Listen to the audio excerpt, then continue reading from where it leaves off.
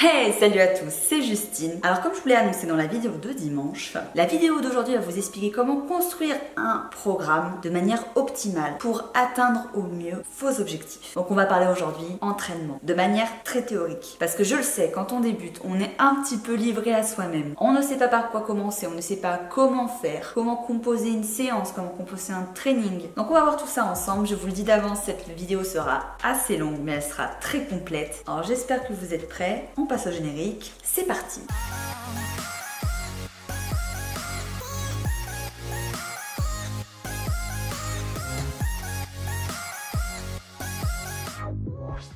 Donc on va voir ensemble comment élaborer un programme de sport pour qu'il colle au mieux à votre vie, à vous, et qui sera adapté à vos objectifs. On passe au sommaire. Combien de fois doit-on s'entraîner par semaine? Quel jour ou quelle heure est idéal finalement pour s'entraîner? Combien de fois faut entraîner chaque groupe musculaire? Comment on peut répartir ces séances? Les séries, les répétitions, les temps de repos, les charges. Combien de temps doit durer votre séance? Et à quel moment est-ce qu'on sait qu'on doit changer de programme? Je vais répéter et paraphraser un petit peu ce que j'ai dit dans la précédente vidéo. La vraie question que vous devez vous poser, c'est de combien de temps vous disposez dans votre semaine pour vous entraîner. J'ai déjà dit, on n'a jamais autant de temps qu'on le voudrait pour s'entraîner. Et il est évident que la plupart d'entre vous ont des études, un boulot, une vie de famille, une vie sociale. Et qu'il faut concilier avec tout ça pour savoir quand on peut trouver le temps de s'entraîner. Et des fois, bien sûr, on est fatigué, on est malade, on est contrarié, donc on n'a pas forcément tout le temps le max d'énergie pour s'entraîner en plus de notre vie active. Et je vous rassure, que ce soit les influenceurs dont c'est le métier ou le pratiquant normal qui a un boulot plus classique, personne n'est parfait. Personne n'est une machine de guerre. Même moi, vous pensez peut-être que parce que je travaille sur les réseaux et que maintenant je vis du fitness, je m'entraîne 7 jours sur 7 et que j'ai le temps de faire tous mes trainings. Et ben détrompez-vous, j'ai beaucoup moins le temps maintenant que quand je bossais à Nespresso dans le commerce. Je change de décor puisque mon chéri a besoin de la cuisine. Donc ce que je voulais vous dire, c'est que tant que vous n'êtes pas sportif professionnel, il est normal que vous n'ayez pas forcément un nombre hyper important d'entraînement dans votre semaine. Il n'y a que les sportifs de haut niveau qui ont un rythme d'entraînement qui est très soutenu. Donc il faut juste revoir le nombre d'entraînements que vous pouvez faire de manière objective. Si tu peux t'entraîner qu'une seule fois par semaine, ce sera toujours mieux que rien. Et j'ai pas envie, comme je disais dans la précédente vidéo, de voir qu'il y a des gens qui se disent « Ah moi j'avais prévu en général de faire 5 séances par semaine, cette semaine je peux en faire que 2, alors ça vaut pas le coup, du coup je fais rien ». Faire 1 à 2 séances ou même 3 hits de 20 minutes dans votre semaine, ce qui fait un total de 1 heure, sera déjà très bien. En tant que débutant, je vous recommande à peu près 2 séances minimum par semaine. Pour moi, c'est le minimum syndical pour quand même voir une progression. Si vous arrivez à maintenir ce rythme de 2 séances par semaine, vous pourrez passer à 3, puis à 4 si votre emploi du temps vous le permet. Mais allez-y step by step. Mon minimum à moi, c'est 3 séances par semaine que j'essaye de me fixer. Et ma moyenne en général, c'est entre 3 et 5 séances. Et pareil, ça va vraiment dépendre de mon emploi du temps, de si je suis en déplacement, si je suis malade, etc. Gardez en tête qu'il faut vous déstresser. Le trop est l'ennemi du bien, il ne sert à rien de trop en faire, surtout quand vous débutez. Et dès que vous avez compris ça, vous allez voir, vous aurez déjà fait un grand pas. Ça aussi, c'est une question qui revient souvent. Vous recherchez the best moment pour vous entraîner, le jour idéal, le moment idéal dans votre journée, matin, midi, soir, avant, après le repas, à jeun, pas à jeun. Le meilleur moment dans votre journée, déjà, on va dire ça de manière objective techniquement, c'est le moment où vous pouvez vous entraîner. L'horaire idéal, imaginons c'est 18h et que toi tu travailles de 10 à 20h. Tu fais quoi? Tu t'entraînes pas? Non, tu t'adaptes. Tu le fais avant ou après ton travail et c'est déjà très bien aussi. Si vous êtes en objectif de perte de gras ou que vous avez envie de vous dessiner au poids du corps, les hits c'est idéal justement pour les gens qui sont dans une vie active avec des boulots prenants, peu de temps pour s'entraîner, les circuits, tout ça, ça permet de maximiser son temps de travail, faire des séances plus courtes et plus intenses. En général, en plus, c'est des séances qui sont entre 10 et 30 minutes, donc ça reste dans un format qui est court par rapport à la musculation où là on demande à peu près entre 50 et 1h, 1h20 de travail. Les hits, tu peux en faire 3 à 6 fois par semaine. Le but c'est d'alterner toujours les groupes musculaires. Si tu veux faire 2 2 journées d'affilée en HIIT, il vaut mieux travailler des zones du corps différentes pour toujours laisser un petit peu de temps de repos. Mais déjà, comme je l'ai dit, maintenir un rythme de 3 HIIT par semaine, c'est déjà très correct. Exemple, HIIT haut du corps le lundi, mardi abdos, mercredi repos, jeudi haut du corps, vendredi repos, samedi full body. En musculation, ça va être un petit peu différent. Si tu as le temps de faire une séance par semaine, tu places ton training quand tu veux dans ta semaine et tu veux faire un full body. Pareil, si tu as 2 jours dans ta semaine, full body aussi, ça peut être intéressant de travailler comme ça. Et t'essayes d'espacer vraiment au maximum les 2 séances. Donc moins minimum un jour, dans l'idéal. Sauf si vraiment tu peux pas du tout t'entraîner la semaine et que du coup tu réserves tes 2 séances pour le samedi et le dimanche, le week-end. Dans ce cas-là, bon, c'est pas l'idéal, mais tu peux le faire. Après, tu auras le reste de ta semaine vraiment pour reprendre du repos. 3 séances par semaine. Là, c'est le format plus ou moins idéal en termes de nombre de séances, puisque tu peux alterner un jour sur 2. Et après, si pareil, vous avez une obligation d'emploi du temps qui fait qu'il y a 2 jours qui se chevauchent, vous pouvez à ce moment-là varier les groupes musculaires pour quand même d'un jour à l'autre laisser un peu de repos en fonction de la zone que vous avez travaillé. Mais si vous pouvez, essayez d'espacer d'un jour. 4 séances par semaine. On est forcément obligé d'avoir 2 jours d'affilée d'entraînement avec cette configuration-là. Quand c'est comme ça, n'hésitez pas à faire pareil, comme je vous le disais, un entraînement peut-être ciblé haut du corps sur la première séance et le lendemain, une séance ciblée plus bas du corps pour laisser du repos entre les 2 groupes musculaires. 5 séances par semaine. Là, si vous voulez pas non plus trop charger votre semaine, pas non plus trop vous épuiser, moi ce que je fais, ce que vous pouvez faire également, c'est d'étalonner sur un peu plus de 7 jours.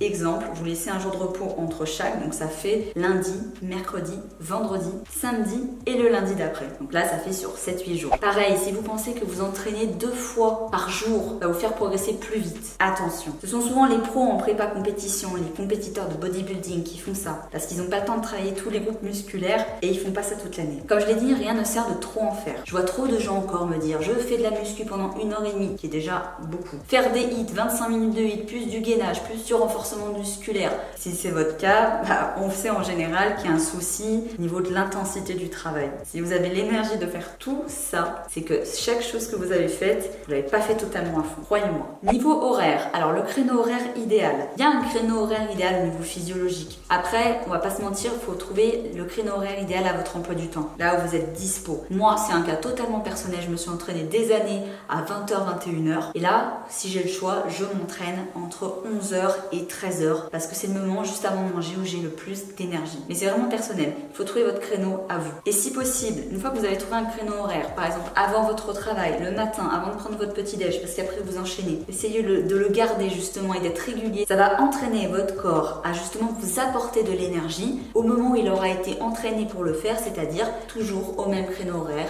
à telle heure, au moment où il sait que vous allez aller vous entraîner. Idéalement aussi pour éviter la gêne et la somnolence de la digestion, si vous pouvez éviter de faire votre training après manger, l'idéal c'est de le faire un petit peu avant, ou en tout cas de laisser bien 45 minutes entre votre repas et votre training. Même si techniquement parlant vous n'allez pas mourir si vous faites votre entraînement derrière votre repas, c'est que c'est forcément pas très recommandé. Essayez de faire en fonction de votre ressenti, vraiment.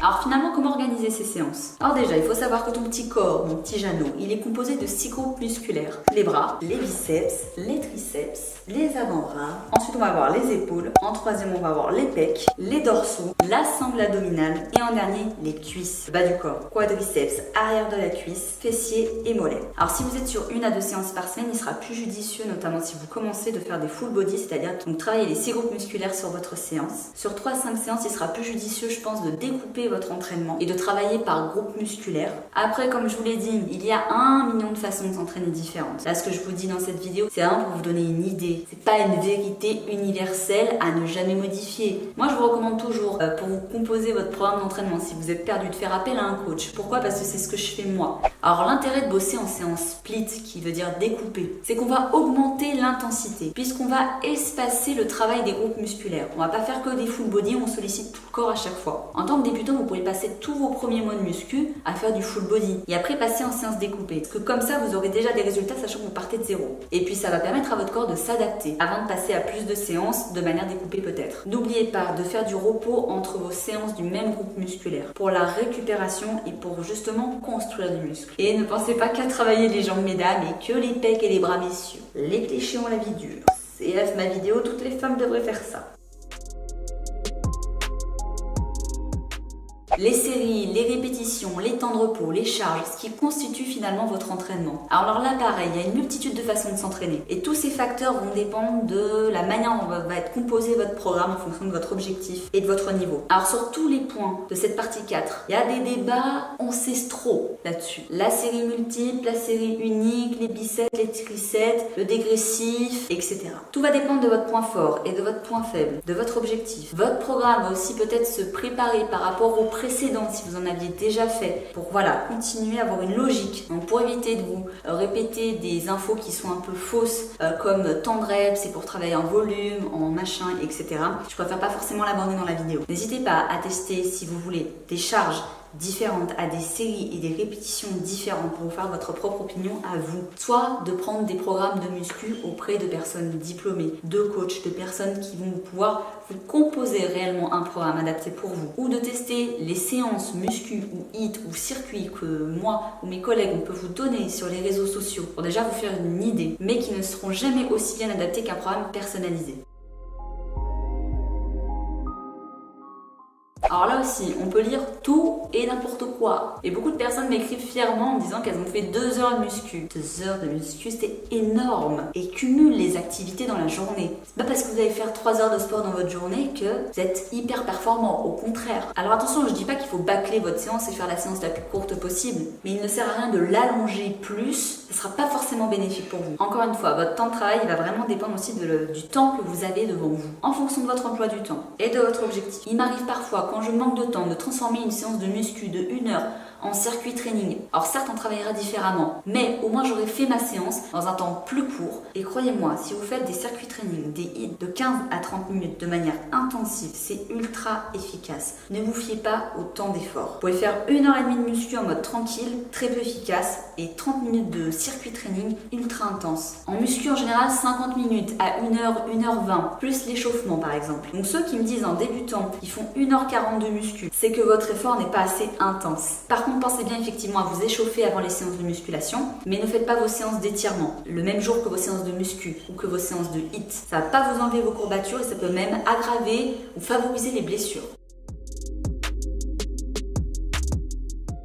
Alors en général, moi mes programmes ils durent 2 voire 3 mois, ça dépend vraiment de mon ressenti. Votre programme doit surtout changer quand vous en ressentez le besoin. Ou si vous vous retrouvez dans l'une de ces situations, que vous êtes en train de stagner ou que vous avez constaté sur plusieurs semaines, pas sur quelques séances, que vous ne progressez plus ou que la séance est devenue trop facile. Là on peut soit déjà augmenter ses charges dans son training, vous pouvez pendant que vous faites votre programme augmenter vos charges en faisant la même séance. Si vous vous lassez, effectivement que vous avez une trop grande lassitude, que vous sentez que vous avez besoin pour continuer à vous entraîner et de garder la motivation de varier, de changer de programme. Et je vous inviterai toujours à être curieux de nature, de ne pas rester sur les acquis d'une seule vidéo, que ce soit les miennes ou celles de quelqu'un d'autre. Ne pas attendre que les infos tombent tout cuit dans le bec. N'hésitez pas à aller chercher des bouquins, des articles. C'est comme ça, avec l'intérêt, vraiment le réel intérêt, que vous allez progresser. J'espère en tout cas que cette vidéo vous aura plu, vous aura aidé. Alors n'hésite pas à t'abonner sur la chaîne pour ne pas rater les surprises qui arrivent. Lâche un pouce pour soutenir la chaîne et surtout pour mettre en avant et bien référencer cette vidéo. Et tu peux activer la petite notification. Moi je vous dis à très bientôt, je vous fais des gros bisous. Je vous kiffe.